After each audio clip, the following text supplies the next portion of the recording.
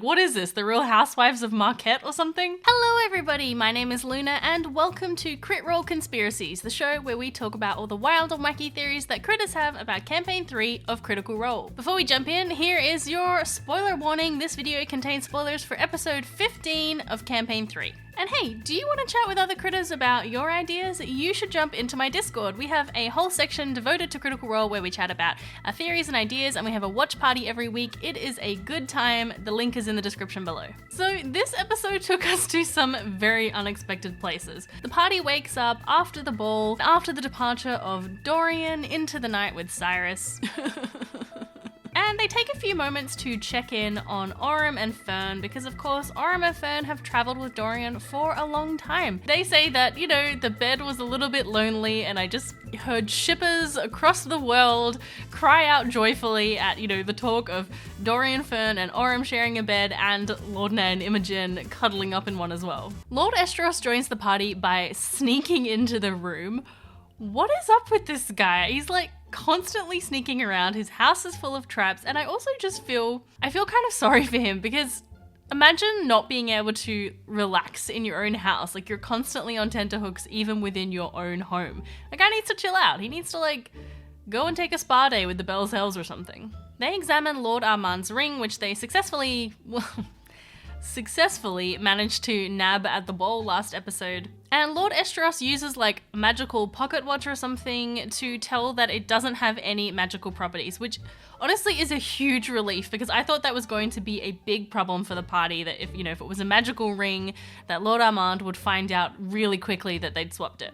FCG eats the real ring, which I guess is one way to get rid of evidence, sure. They ask Estros about Mistress Shashadri, still a name I cannot say, who is the woman that Laudna spoke to at the ball, and they also noticed that she spoke with Armand Treshy and with Gavis, the voice of the Quorum. Estros tells them that she is from a mid-level family and it would be really surprising if she was a member of the Quorum, but that what do you think, Molly? But concedes that it could also be a cover. You expect someone of the Quorum to be from a high-ranking family, maybe this is just all a bit of a show. He also tells them that Lady Emoth Cade is a powerful noblewoman and her family actually has a history in livestock as well, but they kind of left that life behind them when they came to Dressar, and they're sort of a family that's on the outside of nobility here in Dressar. So this livestock thing, I think Laudna or Imogen points out, might be a connection between Lady Emoth Cade and Mistress Shashadri. They speculate about the sort of caverns and tunnels within the spire that the Shade Creepers have been using to get around, and FCG asks Estros about how the spires were actually formed, and he tells them that this used to be one singular mountain, and then an event in the Calamity happened that kind of destroyed the mountain, leaving just these 5 spires. Since the very first episode, there have been a lot of theories floating around that Dressar could be the outstretched hand of a dead titan. So this kind of contradicts that theory, but I don't know. Even if it isn't, Dressar is going to stay a giant hand in my headcanon because I think that's just totally awesome. So at this point that FCG also mentions that they hate birds, very strongly hate birds, and that something happened that made them hate birds. It's hard to tell if this is something significant, if Sam was dropping a little significant tidbit about FCG's backstory, or if it's just something he came up with about the character on the fly. The party decide to head out of town to follow up the leads that they have in Heartmoor. So they have 2 leads right there. They have a job that Gianna Hexam wants them to do, and they also have the site where the Loomis twins were attacked and killed. And since things are heating up around here and they seem to have a lot of people on their trail, it seems like a great idea to, get out of Dodge. So they make their way to Gianna Hexam's house to try and work out details about transport and things like that. But before they get there, they are waylaid by 2 figures in green coats, the Green Seekers. It seems these 2 detectives trailed them after the ball and have been keeping an eye on them and following them as they make their way through the town, and they say they want to have a friendly chat. They take them to a park and they all sit on what I guess is the longest park bench in the world, since they all sit on it at once. and one of the Green Seekers casts like a sort of dome around them to give them some privacy and some quiet space, and also probably in case they're going to do anything shifty. The beginning of this interaction totally had me on the edge of my seat because I was convinced that this was going to descend into chaos, that Fern in particular was going to do something totally wild and they were going to end up fighting the Green Seekers. Ollie and Gus, the Green Seekers, reveal that they have been investigating suspicious happenings around Drusar for a couple of months, so they could be excellent allies because that is kind of what Belle's Hell are doing at the moment too. I think the turning point here, when they sort of developed a little bit of trust with the party, was when Chetney reveals that he actually was involved in the explosion on the moon tower. You know, they sort of show a little bit of trust in that way. And the Green Seekers won't reveal who hired them, but they did say that they might do that, you know, if things go well. So the big question is, who do you think this mysterious benefactor could be? Do you think it's someone we've met before? Let me know in the comments all of your ideas. I'm wondering if perhaps it could be another member of the Quorum. So Lord Estros believes that there are good members of the Quorum, even though he doesn't know who they are. He sort of believes that like there has to be some good people on this governing body, surely. Maybe that's a little optimistic of him. But if there is a good member of the Quorum who does have the city's best interests at heart, they could have hired someone like the Green Seekers if they suspected Treshy or another Quorum member of being up to some shady business. I also have to point out that the Green Seekers say they've been working together for about 20 years, which disproves my theory that they're from the Jester and not Detective Agency. Fine, Matthew Mercer, take away all my fun. See if I care. They all decide to team up and head to the Underrush Mines, because that could be a potential entry point into the caverns where the Shade Creepers are, and Gus also has a connection there who turns out to be his ex. And this gives us one of my favorite scenes in Critical Role history. So we get this amazing scene where Matt is playing both Gus and his ex Ogdus, and FCG is conducting a counseling session for them to try and get them past some of their bitterness and resentment towards each other after their breakup. It is so awkward and funny at the same time. I loved how all the cast were just like completely wrapped in this drama. It was like, what is this? The Real Housewives of Marquette or something? And speaking of the Real Housewives of Marquette, I don't have a good way to segue into this. I'm so excited to announce that I am starting a podcast called Flump Friends. I'm going to be talking about D&D news, like tips and tricks for running your games, monster and lore deep dives, and interviews with other D&D creators. The first episode will be launching next week and it will be available for free, and then following that all the episodes will be available to my $5 plus Patreon and YouTube members. I'll be releasing around about 3 episodes a month, and I'm just very excited to share all the things that I've been working on with you. So stay tuned for more info coming out about that next week, but I will also drop a link in the description below, and I'll update it when the podcast has gone live. Okay, back to the Real Housewives of Marquette or whatever.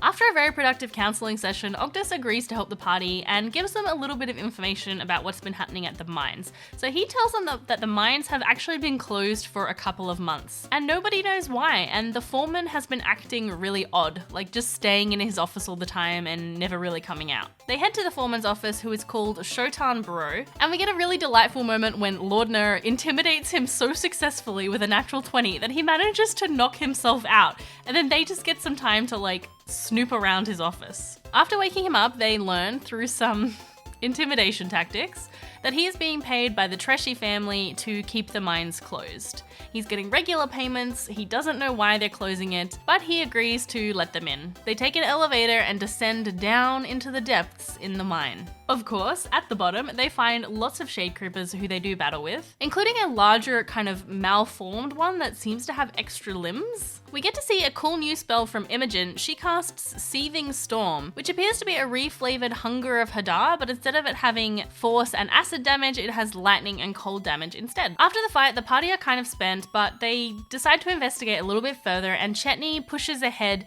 to kind of stealth in and see what he can find. He spots these slimy cocoons all over the wall, and then coming out of one of the cocoons is Lady Emoth, and like, oh, it's just so gross. She like stretches out her arms, and apparently her like figure is even more like spindly than usual, and like she has these holes on her back that she breathes through. I'm just like, nope, nope, I'm fine, I'm good, thank you. And then she sort of sniffs around for Chetney, even though he's invisible. So he kind of like, dashes back, and he discusses with the party a strategy for taking her on. They sort of agree that Gus will cast like a fireball in the middle of the room to try and take some of them out, and then they'll, engage in the combat, etc., etc. But they spend so much time planning this. The whole time I was just like, hurry up, she's not going to be there when you get back. And what do you know it? I was right. Chetney sneaks back down and Lady Emoth is not there. Gus casts his fireball and does take out a bunch of the Shade Creepers or significantly damages them, and the party can kind of finish them all off. And then they spot sort of in the next room, there are two workbenches with two figures hunched over them. This very much reminded me of the scene in Ira's workshop as well.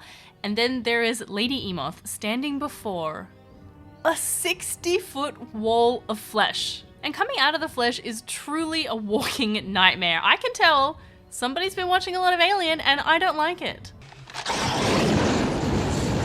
This is kind of drawn out humanoid figure with like long rakish fingers and like a big crown of bone on its head.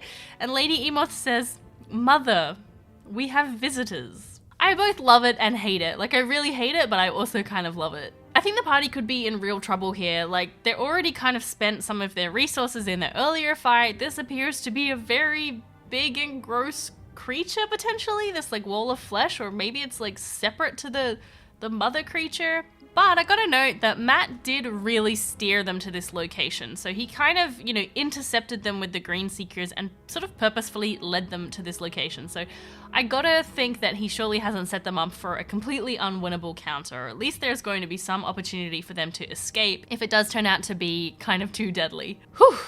Alright, let's jump into the comments from my last video to talk about some of your theories. Last week I mentioned a theory about the Shade Creepers collecting Broomstone to try and attach it to the spire and fire it into space off to Ruidus. Well, David has a different idea with the spires, wondering if they are collecting Broomstone to kind of try and power up some magical machine that exists within the spire. Kind of already has all of these pre-existing tunnels, it seems like, that the Shade Creepers have been using, and these could potentially be some kind of network to do with the machine, and he wonders if maybe it's going to fire up a beam of energy that could shoot out, maybe to explode the moon. I don't know. We also discussed a theory that FCG might have come from another crashed city like Aor, and Yost thinks that maybe the plan is to actually try and launch that fallen city back into the sky, and that's why the Shade Creepers have been collecting Broomstone. We actually haven't had any references to Broomstone in a while, so I wonder if we'll get any more extra info, after this encounter with Lady Emoth or her mother.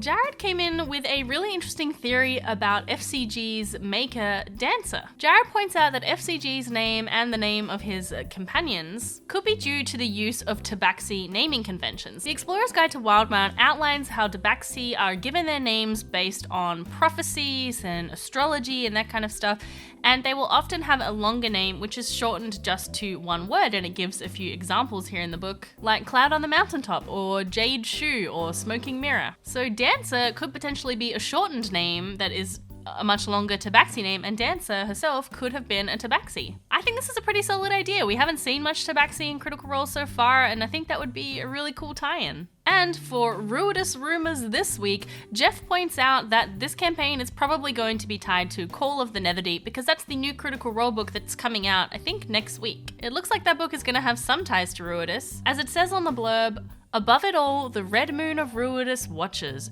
twisting the fates of those who have the power to shape the course of history." And comment of the week this week goes to Miles, who says, "Sad to see Robbie and Dorian go, but happy it's not forever. In fact, I think somewhere in 50 some odd episodes from now, with the gang in a heap of trouble, Matt will describe a cloaked figure entering the scene and say, 'Robbie, would you like to join us at the table?'" Oh, I really hope that's true. That would be really sweet. I'd like to say thank you so much to my patrons and my YouTube members, as always, for all of their support. If you'd like to support me and get access to my new podcast, you can do so by following the link in the description below, or by pressing the big join button underneath this video. That's it from me, and remember, always be a bird in the beak and a rat in the sheets. You want to say goodbye, Molly?